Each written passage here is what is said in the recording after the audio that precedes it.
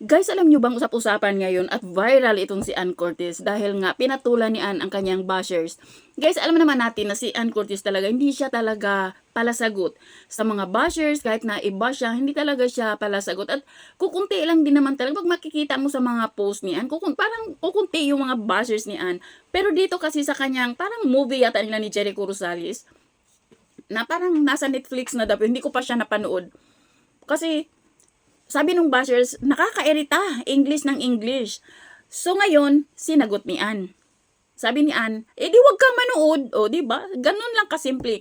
Guys, alam mo naman natin na kapag si Ann yung sumagot, kasi dahil nga sa bibihira si Ann na sumagot ng mga bashers, di ba? Kaya kapag siya yung nagsalita or siya yung nakipagsagutan sa bashers, talagang trending talaga at viral. Kaya siya naging viral dahil alam naman ng lahat kung anong klaseng personalidad itong si Ann Curtis. Hindi talaga siya palaaway, hindi mo siya makita yung iba na kapag may nang sagot ng sagot, si Ann talaga bibihira.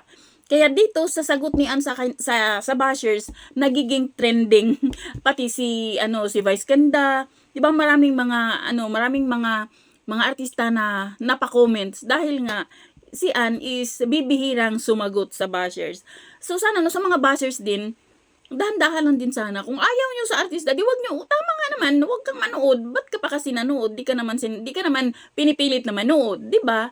So, ayun guys, lesson learned sa mga bashers na dapat dahan-dahan din sa pag-type ng mga cellphone nyo dyan, mga keyboard ninyo dyan, o di ba? So, yun lang guys. Thank you for watching. Bye!